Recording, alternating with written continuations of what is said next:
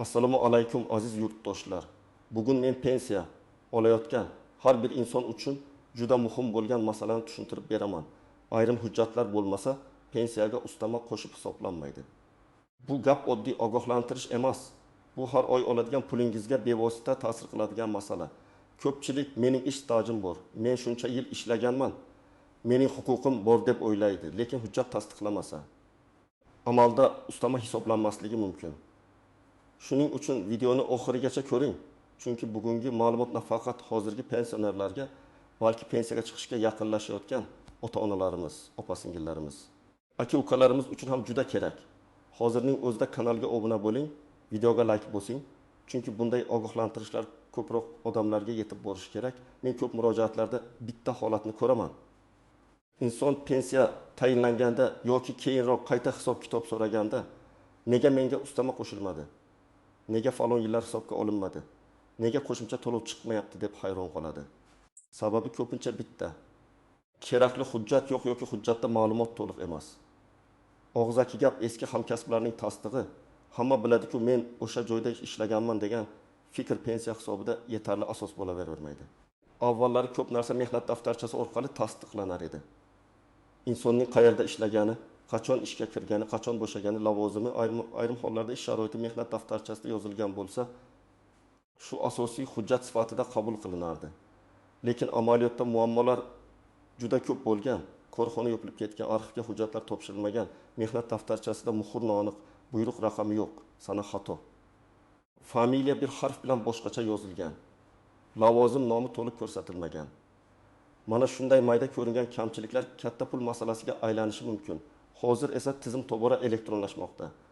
Ish staji, ish haqi, sug'urta badallari, mehnat faoliyati bo'yicha ma'lumotlar elektron bazalarda ko'rinishi kerak. Bu yaxshi tomoni bilan qulay. Odam har safar eski papkalarni ko'tarib yurmaydi. Lekin boshqa tomoni ham bor. Bazada ma'lumot chiqmasa yoki noto'g'ri chiqsa, pensioner baribir tasdiqlovchi hujjat topishi kerak bo'ladi. Ya'ni men ishlaganman deyish yetmaydi. Mana hujjat, mana buyruq, mana arxiv ma'lumotnomasi. Mana ish haqi haqida ma'lumot deyish kerak bo'ladi. Men bugun sizga eng muhim fikrni aniq aytaman. Pensiyaga ustama, qo'shimcha hisob, imtiyozli staj yoki yuqoriroq miqdordagi to'lov faqat qonuniy asos va tasdiqlovchi hujjat bilan hisoblanadi. Agar hujjat bo'lmasa, mas'ul organ xodimi sizni shunchaki gapga ishonib qo'shimcha pul yozib bera olmaydi. Chunki u ham tekshiruv oldida javob beradi. Pensiya hisob kitobi davlat mablag'i bilan bog'liq bo'lgani uchun har bir so'mning asosi bo'lishi kerak. Masalan, bir kishi 35 yil ishlaganman deydi. Mehnat daftarchasida esa 28 yil aniq ko'rinadi. Qolgan 7 yil bo'yicha yozuv aniq yoki umuman yo'q. U odam aslida rostdan ham ishlagan bo'lishi mumkin, lekin pensiya hisobida rost bo'lishi mumkin degan tushuncha emas. Hujjat bilan tasdiqlangan degan tushuncha ishlaydi. Agar 7 yil tasdiqlanmasa, bu uning pensiya miqdoriga ta'sir qiladi. Ba'zan oyga 100 ming so'm, 200 ming so'm, ba'zan undan ham ko'proq farq qilishi mumkin. Bir yilga hisoblasangiz, bu millionlab so'm degani. Birinchi navbatda mehnat faoliyati Sovet davrida yoki 1990 yillarda boshlangan fuqarolar juda ehtiyot bo'lishi kerak. Chunki o'sha davrdagi korxonalar, kolxozlar, sovxozlar, zavodlar, kichik tashkilotlar ko'p hollarda qayta tashkil qilingan yoki tugatilgan. Ularning hujjatlari arxivga to'liq topshirilganmi, yo'qmi, bu alohida masala. Men ko'rgan holatlarda odam 10 yil kolxozda ishlagan. Lekin hujjat izlaganda faqat 1 yili topilgan. Qolgan yillar bo'yicha tabel yo'q, buyruq yo'q, ish haqi qaydnomasi yo'q. Natijada pensiya hisobida faqat topilgan yillar inobatga olingan. Ikkinchi guruh og'ir, zararli yoki imtiyozli sharoitlarda ishlaganlar. Masalan, ayrim ishlab chiqarish tarmoqlarida, tibbiyotning ayrim bo'limlarida, ta'limning ayrim yo'nalishlarida, yer osti ishlar yoki xavfli sharoitlarda ishlagan fuqarolarda maxsus imtiyozlar bo'lishi mumkin. Lekin bu yerda lavozim nomi, ish joyi, ish sharoiti va davr aniq tasdiqlanishi kerak. Faqat men zavodda ishlaganman deyish yetmaydi. Qaysi sexda ishlagan, qaysi lavozimda bo'lgan, ish sharoiti qanday tasniflangan, bu lavozim imtiyozli ro'yxatga kiradimi? Hammasi hujjat bilan ko'rsatilishi zarur. 3-guruh. Ish haqi yuqori bo'lgan davrni pensiya hisobida qo'llatmoqchi bo'lganlar. Pensiya miqdorida ish haqi haqidagi ma'lumotlar muhim bo'lishi mumkin. Agar inson men o'sha yillari yaxshi oylik olganman desa-yu, ish haqi ma'lumotnomasi bo'lmasa yoki arxivda qaydnoma topilmasa, u davr to'liq foyda bermasligi mumkin. Masalan, bir fuqaro 1990-yildan 2003-yilgacha katta ustama bilan ishlagan, lekin korxona yopilgan. Arxivda faqat umumiy ish staji bor, oylik qaydnomalari yo'q. Bunday holatda yuqori oylikni hisobga oldirish qiyinlashadi. 4-guruh familiyasi, ismi yoki otasining ismi hujjatlarda turlicha yozilgan fuqarolar. Bu ayniqsa ayollarda ko'p uchraydi. Qizlik familiyasi bilan ishlagan, keyin turmushga chiqqan, mehnat daftarchasida bir familiya, pasportda boshqa familiya, arxiv ma'lumotnomasida esa yana boshqacha yozuv.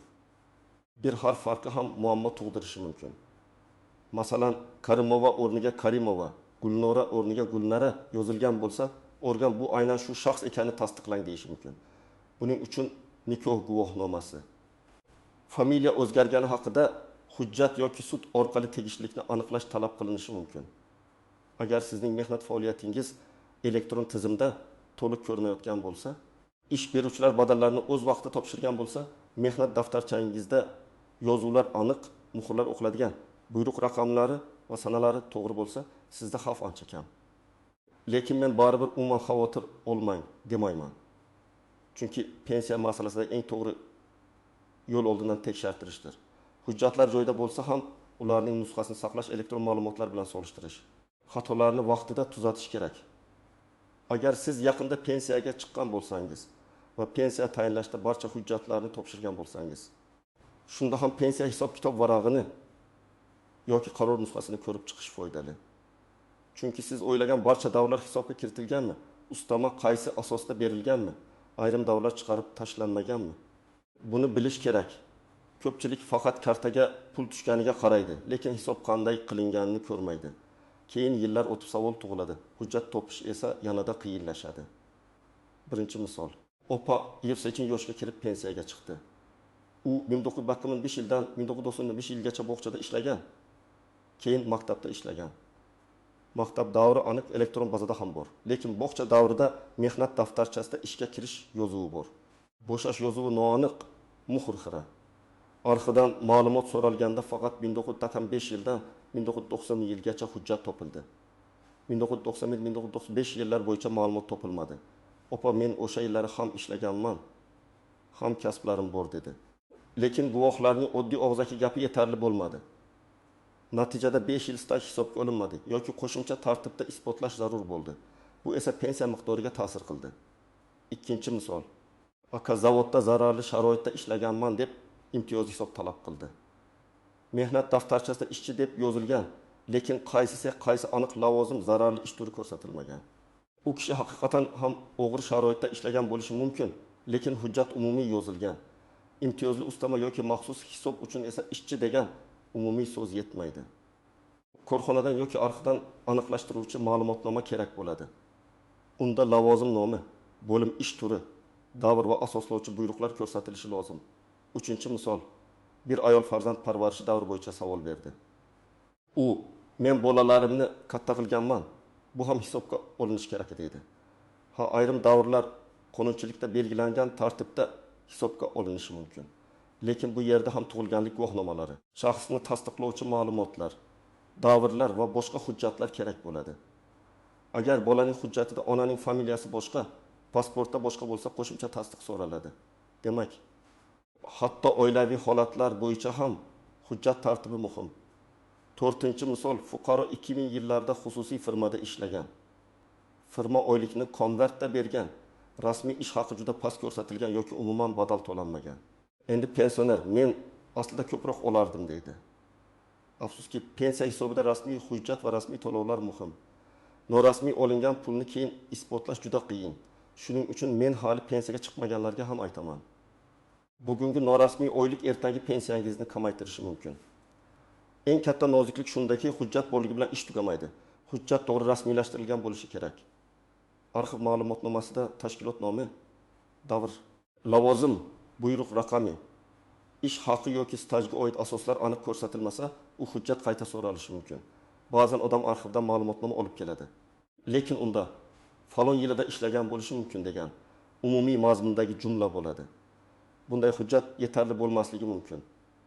Pensiya masalasida bo'lishi mumkin emas, aniq tasdiq kerak. Yana bir nozik masala. Mehnat daftarchasidagi yozuvlar. Agar yozuv ustidan chizilgan, tuzatilgan, muhrsiz, imzosiz, sana noto'g'ri bo'lsa, mas'ul organ buni shubhali deb ko'rishi mumkin. Masalan, ishga kirish sanasi 1929 yil. Bo'shash sanasi 1980 yil deb xato yozilgan bo'lsa, bu oddiy texnik xato bo'lsa ham tuzatish talab qilinadi. Yoki muhrda korxona nomi o'qilmasa, arxivdan tasdiq kerak bo'ladi. Shu sababli eski hujjatlarni bo'lku deb tashlab qo'ymaslik kerak, ularni o'qib, tekshirib chiqish kerak. Yana bir muhim jihat, ustama turlari bir xil emas. Ba'zi ustamalar yosh, nogironlik, parvarish, urush yoki mehnat faxriyligi, alohida xizmatlar, mukofotlar, maxsus unvonlar, ish sharoiti yoki boshqa qonuniy asoslar bilan bog'liq bo'lishi mumkin. Har birining o'z hujjati bor. Masalan, unvon bo'yicha ustama bo'lsa, unvon berilganini tasdiqlovchi guvohnoma yoki qaror kerak. Nogironlik bilan bog'liq bo'lsa, tibbiy ijtimoiy ekspertiza hujjatlari kerak. Parvarish bilan bog'liq bo'lsa, parvarish qilinayotgan shaxsning holatini tasdiqlovchi hujjatlar kerak. Bitta hujjat hammasiga yetmaydi. Ba'zan hujjat yo'qolgan bo'lsa ham uni tiklash imkoniyati bo'ladi. Bu degani hammasi tugadi degani emas. Korxona tugatilgan bo'lsa, uning hujjatlari tuman, shahar yoki viloyat arxiviga topshirilgan bo'lishi mumkin. Agar korxona qayta tashkil qilingan bo'lsa, uning huquqiy vorisi bo'lgan tashkilotdan ma'lumot so'rash mumkin. Agar hujjatlar yong'in, suv bosishi yoki boshqa sabab bilan yo'qolgan bo'lsa, ayrim hollarda qo'shimcha dalillar asosida masala ko'rib chiqilishi mumkin. Lekin bularning barchasi tartib bilan qilinadi. Oddiy og'zaki murojaat bilan emas. Sud orqali hujjatning tegishliligini yoki yuridik faktni aniqlash masalasi ham uchrab turadi. Masalan, arxiv ma'lumotnomasida ism xato yozilgan. Lekin boshqa dalillar bu aynan siz ekaningizni ko'rsatyapti. Yoki mehnat daftarchasi sizga tegishli, lekin familiya o'zgarishi zanjiri to'liq ko'rinmayapti. Bunday holatda sud orqali aniqlashtirish talab qilinishi mumkin. Men buni hammaga tavsiya qilaman demayman. Lekin boshqa yo'l qolmaganda bu ham qonuniy yo'l. Yana bir tuzoq, tanish orqali hal qilib beramiz degan gaplarga ishonish. Pensiya ustamasi hujjatsiz hisoblanmaydi. Kimdir pul bersangiz, staj qo'shib beramiz desa, bu juda xavfli. Birinchidan, noqonuniy. Ikkinchidan, keyinchalik tekshiruvda bunday qo'shimcha bekor qilinishi va ortiqcha to'langan summa qaytarilishi talab qilinishi mumkin. Uchinchidan, pensionerning o'zi ham ortiqcha muammoga qoladi. Men doim aytaman, pensiya masalasida eng kuchli himoya bu toza hujjat, qonuniy ariza va rasmiy javob. Endi nima qilish kerakligini aniq aytaman. Birinchi qadam. O'zingizdagi barcha hujjatlarni yig'ing. Mehnat daftarchasi, pasport yoki ID karta, nikoh guvohnomasi, familiya o'zgargani haqidagi hujjatlar, tug'ilganlik guvohnomalari, harbiy xizmat hujjatlari, o'qish yoki xizmat davriga oid hujjatlar, mukofot va unvon guvohnomalari, nogironlik yoki parvarish bilan bog'liq hujjatlar, ish haqi ma'lumotnomalari, arxiv ma'lumotnomalari barchasini bitta papkaga joylang. Ikkinchi qadam. Mehnat daftarchasini varaqma-varaq tekshiring. Har bir ish joyi bo'yicha 3 ta narsaga qarang. Ishga kirish sanasi bormi? Bo'shash sanasi bormi? Muhr va imzo bormi? Lavozim nomi tushunarli yozilganmi? Tashkilot nomi aniqmi? Buyruq raqamlari ko'rsatilganmi? Agar biror joyda xato ko'rsangiz, darhol bu mayda narsa deb o'ylamang. Mayda xato ertaga katta pensiya farqiga sabab bo'lishi mumkin. 3-qadam. Yashash joyingizdagi pensiya bo'limiga yoki tegishli davlat xizmatlari markaziga murojaat qilib, pensiya hisobingizda qaysi davrlar inobatga olinganini aniqlang. Agar siz allaqachon pensioner bo'lsangiz, pensiya tayinlash yoki qayta hisoblash bo'yicha hujjatlar nusxasini ko'rishni so'rang. Siz mening falon yildan falon yilgacha ishlagan davrim hisobga olinganmi deb aniq savol bering. Umumiy pensiyam to'g'rimi degan savol ko'pincha umumiy javobga olib keladi. Aniq savol aniq javob beradi. 4-qadam, yetishmayotgan davrlar bo'yicha arxivga so'rov bering. So'rovda korxona nomini, taxminiy ishlagan yillaringizni, lavozimingizni, o'sha paytdagi familiyangizni, tug'ilgan sanangizni aniq yozing. Agar korxona nomi keyin o'zgargan bo'lsa, eski va yangi nomlarni ko'rsatishga harakat qiling.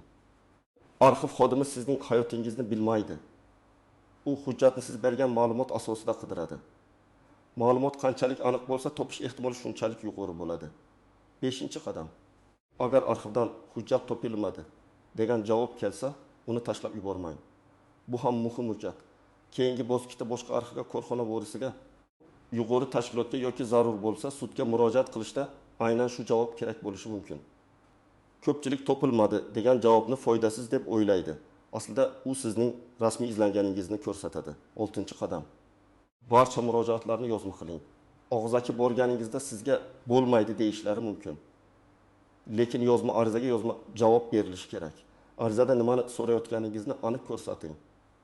Falon davrni stajga qo'shish, falon ustamani hisoblash, falon hujjat asosida pensiyani qayta ko'rib chiqish, falon sabab bo'yicha tushuntirish berish. Arizadan nusxa olib qoling yoki elektron yuborgan bo'lsangiz, tasdiqni saqlang. 7-qadam. Agar rad javobi olsangiz, uning sababini o'qing. Ba'zan rad javobida hujjat yetarli emas, lavozim tasdiqlanmagan, davri mos kelmagan, ma'lumot bazada mavjud emas deb yoziladi. Ana shu sababni bilsangiz, keyingi harakatingiz aniq bo'ladi. Sababni bilmasdan shikoyat qilish qiyin. Masalan, lavozim tasdiqlanmagan bo'lsa, siz ish haqi lavozimni tasdiqlovchi buyruq yoki arxiv ma'lumotnomasini izlashingiz kerak. Men pensionerlarga va ularning farzandlariga shuni tavsiya qilaman. Alohida daftar yoki fayl oching. Unda barcha ish joylarini ketma-ket yozing. Qaysi yil qayerda ishlagan, lavozim nima bo'lgan, korxona hozir bormi yoki yo'qmi? Hujjat qayerda saqlanishi mumkin? Kimdan ma'lumot olingan? Qaysi arxivga so'rov berilgan? Javob raqami va sanasi qanday? Hammasini yozib boring. Bu oddiy ishdek tuyuladi, lekin amalda juda katta yordam beradi. Farzandlarga ham alohida murojaatim bor. Ota-onangizning pensiya hujjatlarini tekshirishda yordam bering. Ko'p ota-onalarimiz internetdan foydalanmaydi. Ariza yozishga qiynaladi, qaysi idoraga borishni bilmaydi. Siz ularga bir kun vaqt ajratsangiz, balki har oy oladigan pensiyasida adolat tiklanishiga yordam berasiz. Ayniqsa ustama masalasida hujjat topilsa, qayta hisoblash imkoniyati paydo bo'lishi mumkin. Lekin buni kechiktirmaslik kerak. Chunki vaqt o'tgan sari arxiv qidiruvi murakkablashadi. Men yana bir bor qat'iy aytaman. Hujjatsiz ustama hisoblanadi deb umid qilib yurish noto'g'ri. Agar sizda huquq bo'lsa, uni hujjat bilan mustahkamlang. Agar hujjat yo'q bo'lsa, tiklashga harakat qiling. Agar xato bo'lsa, tuzattiring. Agar rad javobi bo'lsa, sababini aniqlang. Agar sabab asossiz deb hisoblasangiz, yuqori tashkilotga yoki qonuniy tartibda sudga murojaat qiling. Lekin hech qachon masalani og'zaki gap, tanish bilish yoki taxmin bilan qoldirmang. Pensiya bu shunchaki pul emas. Bu insonning yillar davomida qilgan mehnatining natijasi. Har bir yil, har bir oy, har bir hujjat ahamiyatli. Ba'zan bitta arxiv ma'lumotnomasi pensionerning oylik daromadini oshirishi mumkin. Ba'zan bitta noto'g'ri yozilgan familiya butun davrni hisobdan chiqarib qo'yishi mumkin. Shuning uchun men bu mavzuni jiddiy qabul qilishingizni so'rayman. Bugungi xulosam aniq, pensiyaga ustama yoki qo'shimcha hisob faqat tasdiqlovchi hujjatlar bo'lsa amalga oshadi. Mehnat staji, ish haqi, imtiyozli sharoit, unvon, nogironlik, parvarish yoki boshqa asoslar bo'yicha har birining o'z hujjati bo'lishi kerak. Hujjat bo'lmasa, avval uni izlash, tiklash, aniqlashtirish va rasmiy tartibda topshirish kerak. Agar siz pensioner bo'lsangiz, bugungi hujjatlaringizni tekshirib chiqing. Agar ota-onangiz pensioner bo'lsa, ularga yordam bering. Agar pensiyaga chiqishga yaqin bo'lsangiz, hozirdan tayyorgarlik ko'ring. Ertaga kech bo'lishi mumkin. Chunki arxiv hujjatini topish, xatoni tuzatish, ma'lumotnoma olish vaqt talab qiladi. Sizda shunday holat bo'lganmi? Ishlagan yilingiz hisobga olinmaganmi? Ustama qo'shilmaganmi? Arxivdan hujjat topilmaganmi? Izohlarni yozib qoldiring. Boshqalar ham sizning tajribangizdan foyda olsin. Videoga like bosing, kanalga obuna bo'ling va yaqinlaringizga ulashing. Chunki bu ma'lumot ko'p pensionerlarning haqqini himoya qilishga yordam berishi mumkin.